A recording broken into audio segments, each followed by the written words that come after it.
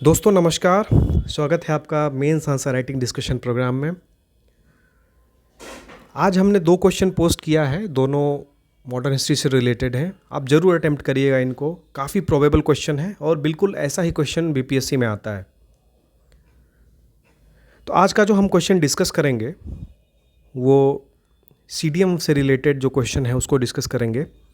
Question है, Bihar became the epicentre of discontent against the britishers during CDM civil disobedience movement.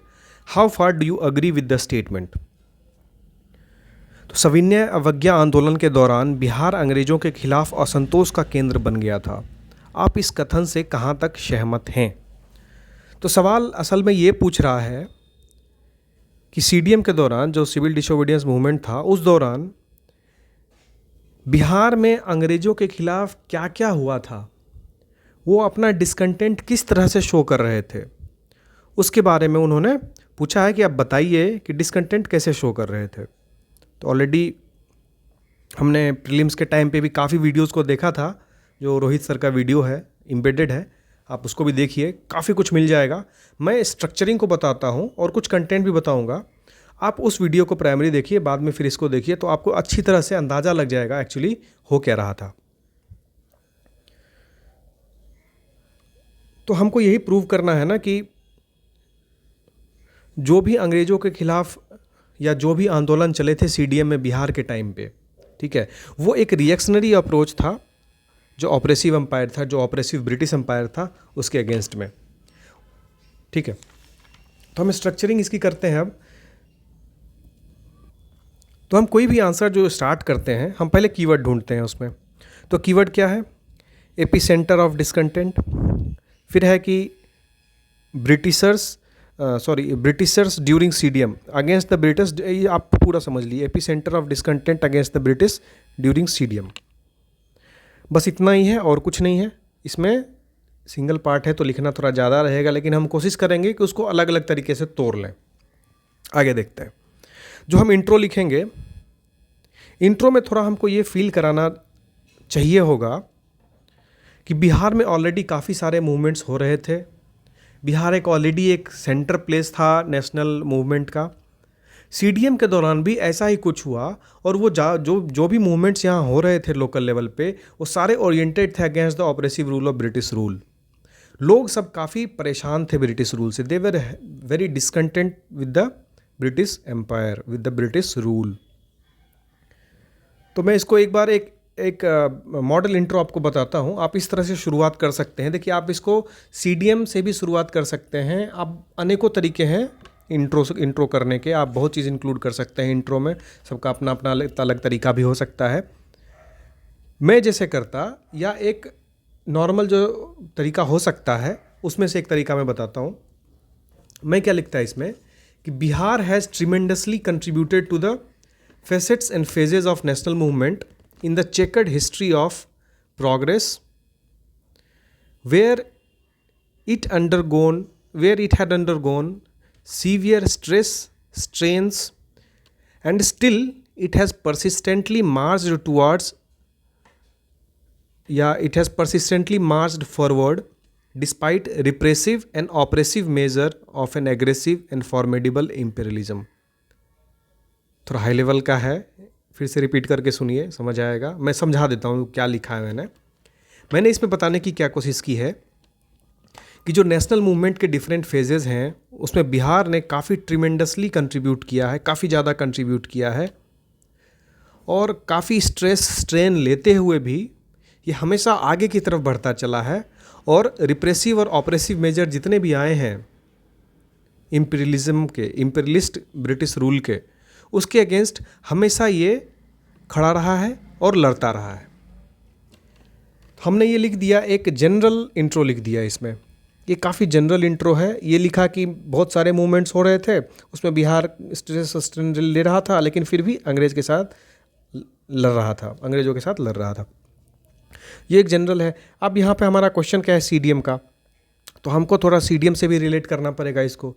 बाद में CDM से हम फिर बॉडी पे जाएंगे, ठीक है। तो हम 2-3 लाइन लिख देंगे सीडीएम का, जो कि इंट्रो और बॉडी को रिलेट करेगा। कुछ ऐसे लिख सकते हैं कि the CDM is one among the landmarks in the course of movement in which participation of Bihar was aligned with the traditions by participation in large numbers by different sections of the society including women. मैंने इसमें क्या बताया कि CDM भी इन्हीं movement में से एक है। सीडीएम जो भी होगा, जो हमारा क्वेश्चन है, वो भी जो ऑलरेडी नेशनल मूवमेंट का कोर्स चल रहा है उसी में से एक है, जिसमें बिहार ने अपने ट्रेडिशन को फॉलो करते हुए, जी अपने फ्रीडम स्ट्रगल के ट्रेडिशन को फॉलो करते हुए लार्ज नंबर में पार्टिसिपेट किया और different sections of the society ने पार्टिसिपेट किया, स्पेसिफिकली वीमेन। वीमेन इसमें मेंशन किया मैंने स्पेसिफिकली, क्यों वो आगे देखेंगे, क्योंकि वीमेन का पार्टिसिपेशन होल हार्टेडली हुआ था और काफ़ी ज़्यादा हुआ था। तो ये हमने बॉडी से रिलेट कर दिया। अब लिखेंगे बॉडी पार्ट। बॉडी के पार्ट में आप अच्छे से लिख सकते हैं कि जो भी बिहार में अलग अलग डिस्ट्रिक्ट्स में अलग अलग जगह पे मूवमेंट्स हुए थे, उन मूवमेंट का आप इसमें जिक्र कर सकते हैं और आप इसको लिख सकते हैं कि ये मूवमेंट जो था वो ब्रिटिश एम्पायर के अगेंस्ट में एक डिसकंटेंट का रीज़न था और वो इमर्ज होके आया, वो आउटबर्स्ट हुआ सिविल डिसोबीडियंस मूवमेंट के टाइम पे। तो हम आगे बढ़ेंगे, इससे पहले हम देख लेते हैं कि नेशनल स्टेज पे इस मूवमेंट से पहले क्या चल रहा था। तो हम जानते हैं कि 1928 में साइमन कमीशन आया था। जब साइमन कमीशन आता है तो उसके अगेंस्ट जो प्रदर्शन होते हैं उसका नेतृत्व करते हैं बिहार विभूति अनुग्रह नारायण सिन्हा, जो हमारे फर्स्ट डेप्यूटी चीफ मिनिस्टर थे बिहार के। अनुग्रह बाबू लीड करते हैं साइमन कमीशन के अगेंस्ट जो स्ट्रगल है उसको।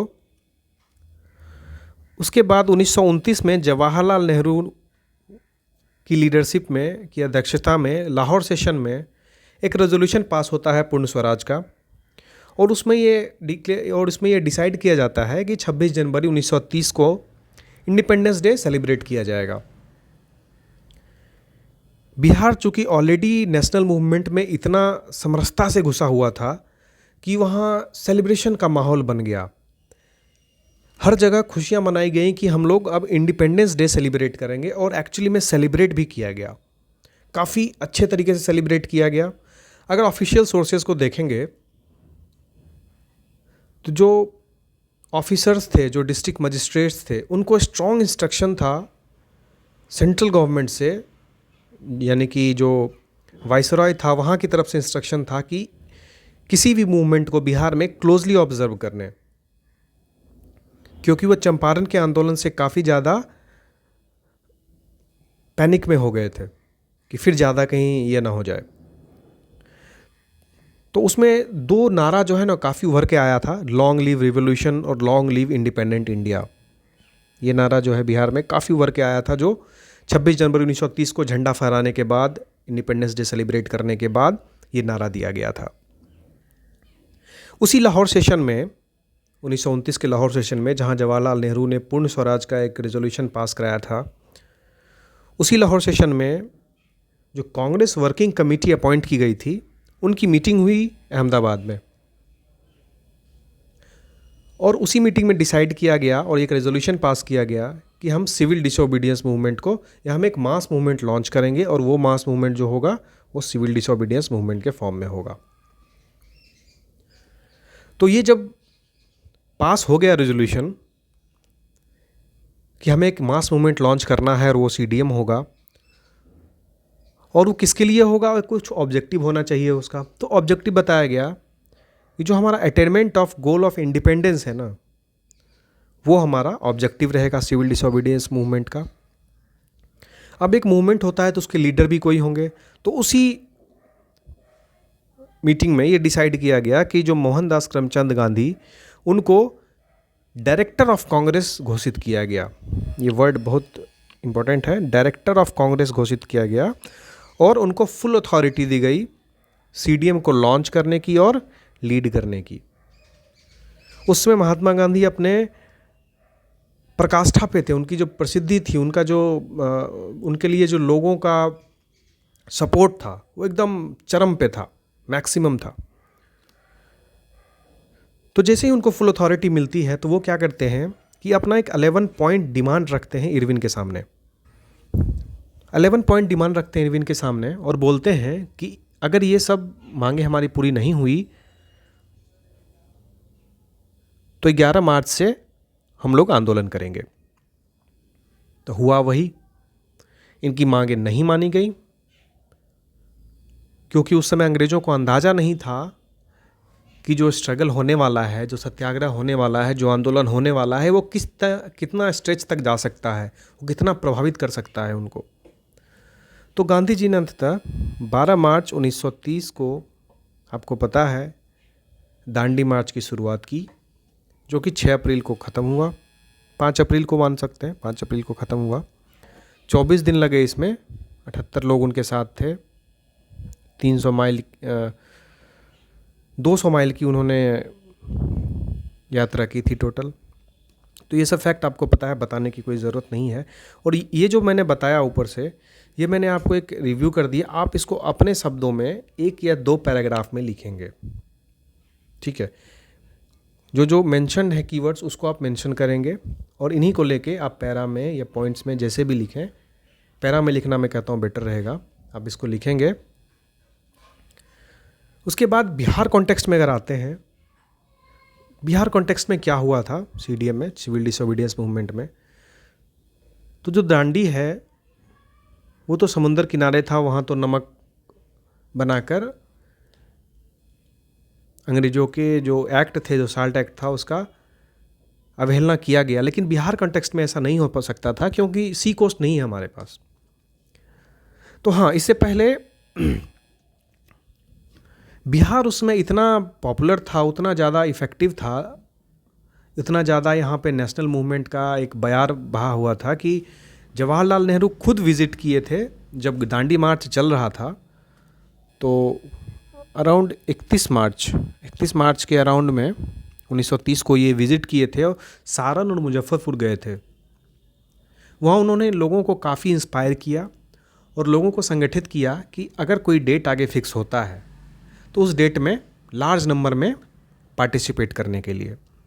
तो इसके बाद काफ़ी वॉलंटियर्स ने अपने आप को रजिस्टर किया था, जो 15 अप्रैल को आंदोलन होना था उसके लिए।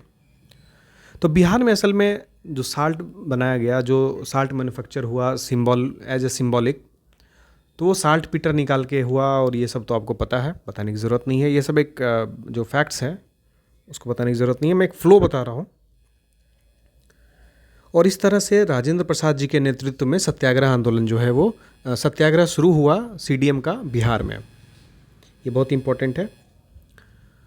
अब ये तो था कि सीडीएम हुआ, कैसे नेशनल स्टेज से बिहार में इवॉल्व हुआ और जवाहरलाल नेहरू और गांधी जी का कितना इंटरेस्ट था बिहार में, क्योंकि बिहार एक सेंटर पॉइंट था, एक केंद्र बिंदु था उस समय किसी भी स्ट्रगल को स्टार्ट कर। जैसे चंपारण स्ट्रगल यहीं से शुरू हुआ था, तो तब से जो है ना लोगों का एक ध्यान रहता था बिहार की तरफ। तो उसी कॉन्टेक्स्ट में हम इसको देखेंगे कि बिहार एपी सेंटर कैसे था ब्रिटिश के अगेंस्ट डिस्कंटेंट में। तो पहला है कि जो salt manufacturing as a symbol किया गया, एज ए सिंबल जो नमक बनाया गया, वो पटना में मंगल पॉइंट पे बनाया गया। अब जब वो मंगल पॉइंट पे बनाया गया तो ब्रिटिश जो है काफ़ी ऑपरेसिव हुई थी, काफ़ी ज़्यादा लाठीचार्ज हुआ था और काफ़ी कुछ हुआ था। तो ये साल्ट बनाने की जो इंस्पिरेशन था, जो साल्ट बनाने का, वो कहीं ना कहीं एक जगह से था, एक डिस्कंटेंट से था ब्रिटिश के अगेंस्ट। और जो सेंट्रल लेवल पे, नेशनल लेवल पे गांधी जी जो मूवमेंट को लीड कर रहे थे, उससे इंस्पिरेशन मिल रहा था लोगों को अपने डिस्कंटेंट को बाहर लाने का through different measures that were suggested by national leaders. तो बिहार में कौन लीड कर रहे थे? राजेंद्र प्रसाद लीड कर रहे थे। उसके बाद बिहार प्रोविंशियल कांग्रेस कमेटी, जो बिहार प्रादेशिक कांग्रेस कमेटी है, उसने एक रेजोल्यूशन पास किया कि फॉरेन क्लॉथ और लिकर को बायकॉट किया जाएगा। आप समझिए कि ये फॉरेन क्लॉथ और लिकर को बायकॉट करने का ही क्यों आया दिमाग में? ये तो हमने सुना था किस में स्ट्रगल में, स्वदेशी और बॉयकॉट में। इसमें क्यों आया? इसमें इसलिए आया कि गांधी जी का कहना था कि जो भी इनको एक्साइज और कस्टम्स की ड्यूटीज़ मिल रही हैं उनका फ़्लो बंद कर दो उनको। तो लीकर से उनको एक्साइज मिलता, फॉरेन क्लॉथ से उनको कस्टम मिलता, तो इनका फ़्लो है जो सरकार को बंद कर दो, पैसा जाना ही धीरे धीरे कम हो जाएगा। तो ये भी एक तरीका था अपने डिसकंटेंट को शो करने का। तो गांधी जी ने कॉल दिया और यहाँ पे शुरू हो गए फॉरेन क्लॉथ और लीकर का ज़बरदस्त प्रदर्शन हुआ था यहाँ पे। इसी लीकर के अगेंस्ट वाले आंदोलन में वीमेन ने ह्यूज पार्टिसिपेशन किया था। इस पॉइंट को आप ज़रूर लिखेंगे। इसी की भावना को मानते हुए आज सरकार ने बिहार में लीकर पे करके रखा है कुछ ऐसा। ठीक है, इसको नहीं लिख सकते इसे, बट मैंने एक बताया बस।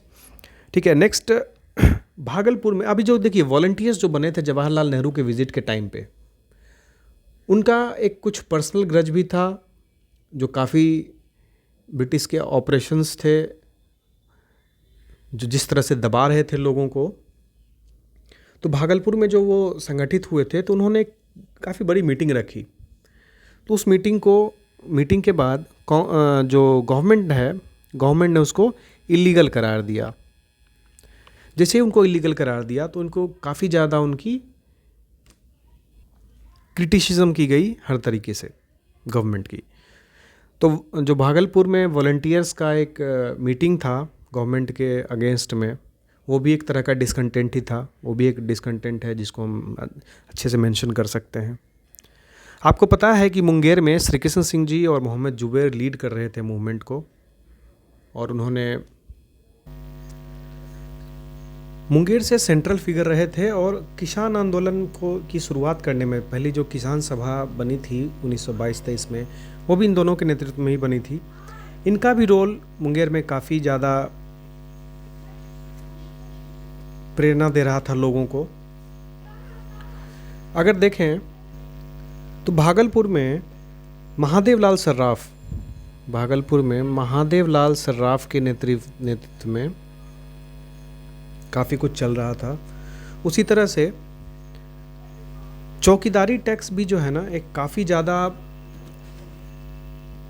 ऑपरेसिव था लोकल लोगों के लिए, सब परेशान थे उससे। गांधी जी ने चौकीदारी टैक्स वाले सिस्टम को रिकॉग्नाइज किया, और जब लोगों ने इसके अगेंस्ट में अंग्रेज़ों के खिलाफ प्रोटेस्ट किया तो उन्होंने एक नारा भी दिया कि रिफ्यूज़ पेइंग चौकीदारी टैक्स। जैसे ही उनको लगा कि ये नारा जो है वो नेशनल लीडर गांधी जी के द्वारा आ रहा है, तो और वो ज़्यादा उत्साहित हो गए। ठीक है, उत्साहित हो गए, और ये एकदम अच्छे तरीके से बेगूसराय जो था इसका सेंटर था चौकीदारी टैक्स का। आप देखें तो गया में चंद्रावती देवी जी थी, चंद्रावती देवी, हम इसको वीमेन में भी डिस्कस करेंगे। चंद्रावती देवी थी, इनका योगदान काफ़ी महत्वपूर्ण था। सरकार सिविल डिसोबीडियंस मूवमेंट से इतना परेशान हुई कि कांग्रेस को इलीगल बता दिया गया और राजेंद्र प्रसाद जी अरेस्ट हो गए। इसके अगेंस्ट में भी काफ़ी कुछ प्रोटेस्ट हुए थे राजेंद्र प्रसाद के अरेस्ट होने के बाद। जो फॉरेन क्लॉथ का जो बॉयकॉट था वो एक नए स्तर पे जा रहा था। वो इतना ज़्यादा हो गया था कि छपरा के जेल में वहाँ के प्रिजनर्स ने नंगी हड़ताल की। ये नंगी हड़ताल इतनी ज़्यादा हो गई थी, इतना ज़्यादा बढ़ गया था कि ऑफिशियल्स को उनको जो लोकल मेड क्लोथ्स थे वो देना पड़ा ताकि वो अपनी हड़ताल ख़त्म कर सकें। तो आप देखिए किस तरह से हर एक तरह के, हर एक जगह के और हर एक सेक्शन के लोग जो है ना पार्टिसिपेट कर रहे हैं, अपना डिसकंटेंट शो कर रहे हैं सीडीएम के टाइम पे अंग्रेज़ों के ख़िलाफ़। तो यही क्वेश्चन पूछ रहा है। तो अब ये सब जो पॉइंट्स हैं इनको आपको अपने लैंग्वेज में लिखना है। वीमेन का भी पार्टिसिपेशन काफ़ी ज़्यादा था और काफ़ी अच्छे स्केल में था। आप इनको लिख सकते हैं कि इनका जो लीकर मूवमेंट था, लीकर के अगेंस्ट मूवमेंट था, इसमें काफ़ी इन्होंने पार्टिसिपेट किया था। तो जो मेजर वीमेन हैं उसमें Mrs Shivdhari Pandey one of the leading थी।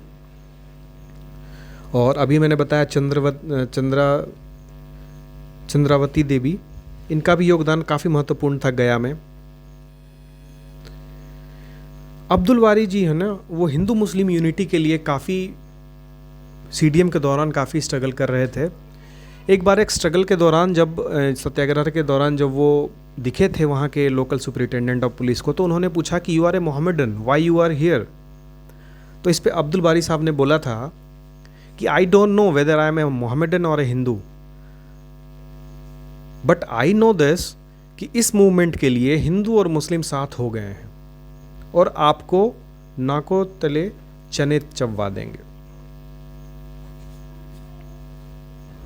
तो ये मूवमेंट जो था वो हिंदू मुस्लिम को एक नया आयाम दे रहा था। अभी तक जो मुस्लिम्स डायरेक्ट पार्टिसिपेट नहीं कर रहे थे किसी भी मास स्ट्रगल में खिलाफत के बाद, छोटे छोटे स्ट्रगल में, तो वो जो है खुल के आए थे बिहार में। अब्दुल बारी जी ने उनको लीड किया था, तो उनका जो भी डिसकंटेंट था उसके बाद इतने दिनों का, वो भी निकल रहा था इस मूवमेंट में। तो एक पॉइंट ये भी हम लिख सकते हैं।